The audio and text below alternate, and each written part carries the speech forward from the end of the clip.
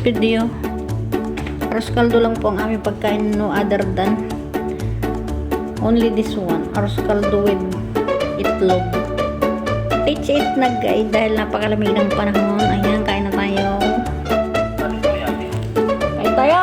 Kain po. Arroz caldo lang ang aming pagkain. Mahirap lang kami ngayon. Alam niyo ba? Ang aming pagkain arroz caldo. Pero may itlog. Ayan.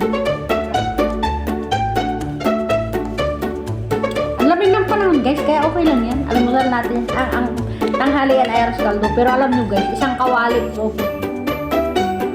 isang kawaling malaki-malaki. Ubusin mo talaga yan. Hanggang bukas mo yan, tiya. Maniwala ko sa iyo, ibalin na hanggang bukas ko eh. Mamaya lang ay ubus mo na yan. Pag nagagawa ko isang kawali, dalawang kainan lang namin na iba. Yun ay pang isang buong pamilya. Alam nyo guys, yung sa bukid, pag wala talagang makain ng mga yung ibang tao. Naglulugaw sila. Isang plato yung sapat na yun sa kanila. Sa mga anak nila, lalo yung maraming anak. Kaya maswerte pa rin tayo na sobra-sobra ang pagkain. Yung nasusunod natin lahat ng ating kinakain. Kaya huwag kayong magtatapon ng kahit anong pagkain. At huwag ninyong mamaliitin yung ang pagkain ay arroz caldo kahit na nasa ibang bansa. Dahil nung araw ay naranasan ko to. Nag-aaros caldo kami sa umaga, pero ang kagandahan lang, marami kaming manok sa bukid. Nilalagyan ng nanay ko ng manok. Kaya ayun, may manok. Eh nasa abroad kami, walang manok. Itlog lang. Marami akong naranasan guys nung nasa bukid ako. Pag wala kaming bigas, yung mais na giniling, yung puti. Ang sarap nun, yung yung giniling na mais na malagkit na mais, yun ang masarap talaga, malagkit na mais. Talagang as in sarap na sarap kainin. Pumapasok kami sa eskwela natin. Kahit na pumapasok sa eskwela, yun lang ang ulam ko, ay ang kanin ko.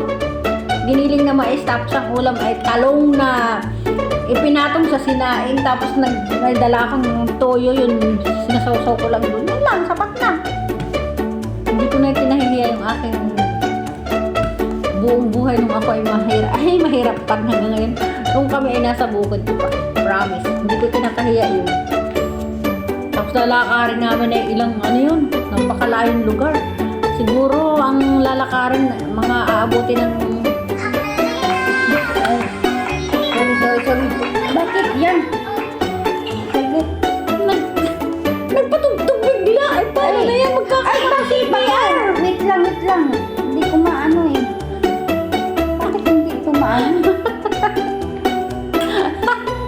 At ayun na nga guys, nung ako'y nag-aaral sa bundok ng Buena Vista, Quezon, nilalakad namin alas 4 pa lang ay nag-uumpisa na kaming maglakad. Alas 4 ng madaling araw,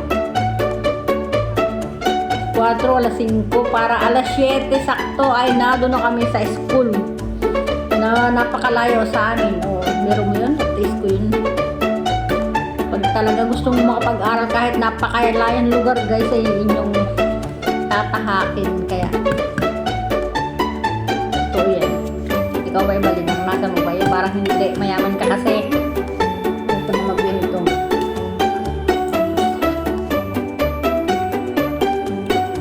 Mayaman si ibalin din naranasan. Naglakad ako ng napakalayang lugar, layong lugar.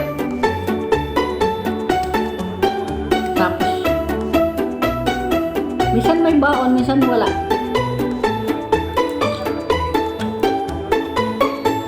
Eh marami kaming prutas sa amin, kaya okay lang yan. Baon namin prutas. Tapos pag yung nung nag-aaral ako, pagkakain namin ng tanghalian, kasi lahat naman halos ay taga malayong lugar may mga baon pagkakain namin. Gagawin namin, elementary yun maghahanap kami ng santulan, bayabasan. Totoo yan! Talaga naman.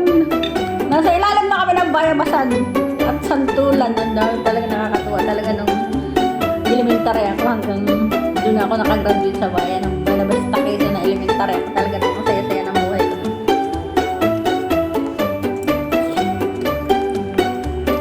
Ang init kasi kaya dinadaan ko na lang sa kwento. Kasi kung hindi ko ikukwento, hindi ko kayang kainin ito eh. Hindi pampalipas oras at kwento ko na lang yung mga nakarasang masayang-masayang buhay ko nung ako ay nasa bukid. Oo, masaya. Kaya proud ako ng mga taga-bukid. Kasi naranasan ko ito na sa bukid. Ang dami namin guys na ang dami namin maisan. Ang luang maisa namin, ang luang ng aming palayan. Yung balinghoy, kamuti. Grabe. Tapos yung yung saging, ang sipag-sipag kasi ng tatay ko, yung aming kainin na yun. Yung maraming double purpose yan eh. Yung lalagyan niya, yung paikot-paikot ng aming taniman ng mais, ng palay. Papaikutan niya ng mga saging, kaya hindi kami naubusan ng saging. Tapos mahilig din yung mga magulang ko mag-alaga ng baboy sa manok. Eh hindi ko naranasan yung naranasan ng sabi ng iba na walang makain. Kasi sagana kami sa pagkain kahit na puro gulay ang aming pagkain. Gulay at manok. Yung kuya ko nga, dahil sa dami namin ng manok, ang ginawa ng kuya ko, gumawa siya ng poultry o isang bahay ng mga manok. Ang ginagawa namin, kumuha na lang kami ng mga itlog-itlog ng kuya ko. Tagalog na manok. Tapos hindi naman problema ang patoka sa manok dahil ang dami namin maisa nun. Kaya yun yung kasaysayan ng aking buhay ng kabataan ako na hindi ko malilimutan.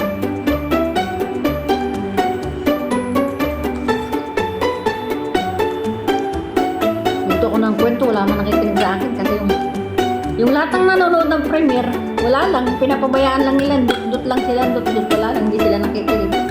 Kaya at least halimbawa may manood na isa dalawa, may nakarinig ng aking ginukwento tungkol sa pagtira sa bukid.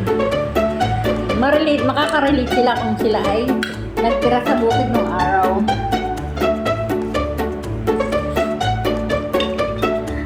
Hello, audience. Nakinig din siya sa pinto. Narinig ko. May nanonood. May nakikinig. Nakikinig pala si Lisngag. Siguro na, hindi ni Lisngag naranasan yung buhay na yun. Kasi si Lisngag mayaman nung araw, di ba Lisngag? Mayaman kayo nung araw. Hindi mo naranasan yung mga naranasan ko nung ako'y nag-aaral pa.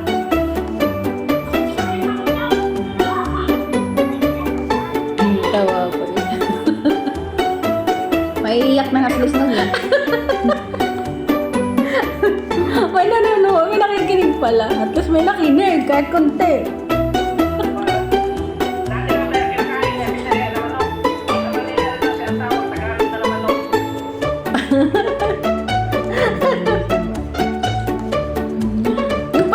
yung palang Bisayang manok, ngayon ko lang pala yun. Kasi nung sabi ni Kaberton, Bisayang manok, pag nagbablog siya, Bisayang manok. Sabi ko, mayroon bang Bisayang manok?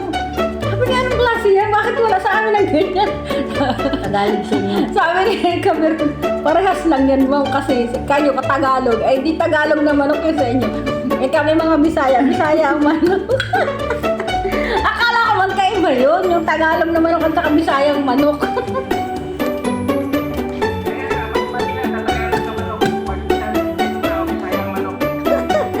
Ganun pala yun.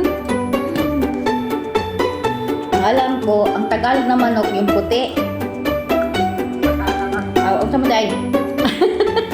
Yung puti naman, yun na yan, no? Boiler. Yun na yung 45 days naman yun, yung puting manok.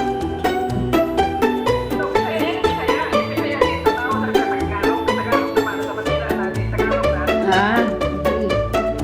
Una kong Ilonggo manok.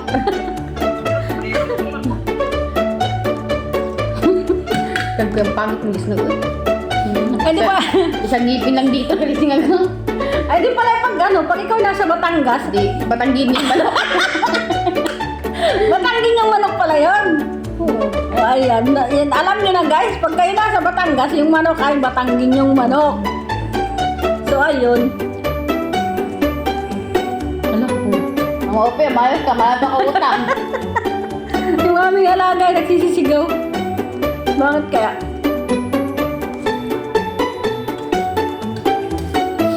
Ayan guys. Matatapos na lang yung mga kwento-kwento ko. Hindi pa rin nalamig yung aking kinakain na arroz caldo. Talagang sobrang init. Maraming salamat po sa nakinig ng aking kwento. May kwento lang yan. Ay ako nga pala magkukwento sa live message dun sa Sunday. Kailangan nakarinig din ako. Pangit mo. Kailangan maganda naman ako sa Sunday.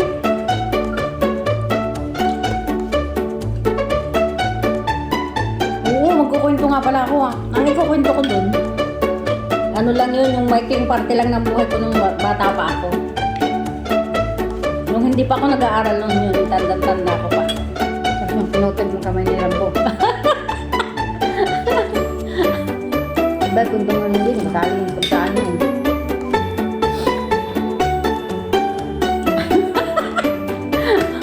Kaya ikwento yun, baka ibas nila ako, bakit pinutol ko yung... Ay, hindi naman putol na putol, as in hindi.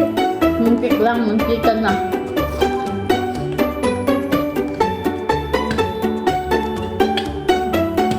Hindi ko alam na nakikinig pala si Liz doon sa kinukwento. May iyak na nga eh.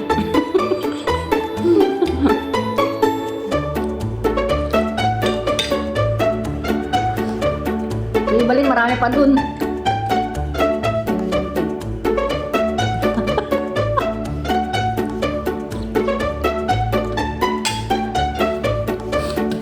First time yung makita na ito lang yung pagkain namin ano. Dati, kahit aras kaldo yun. Nasaan na yun? Tissue, baling. Wala ba tissue dyan sa ilalim? Wala. Walang tissue kahit isa na. Ubus na. Ayun, meron.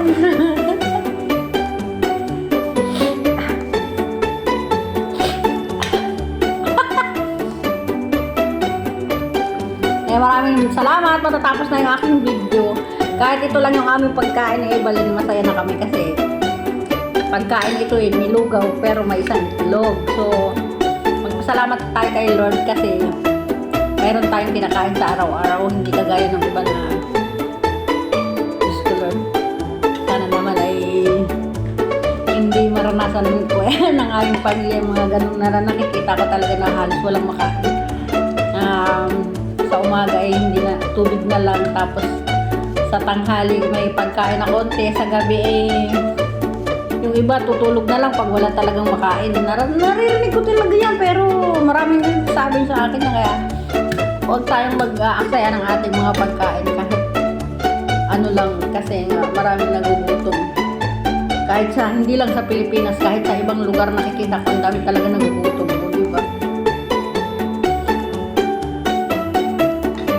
Ayun na nga guys, tapos na ako mag-video. Maraming salamat. Bye everyone. Iba na magpaalam ka natin. Bye.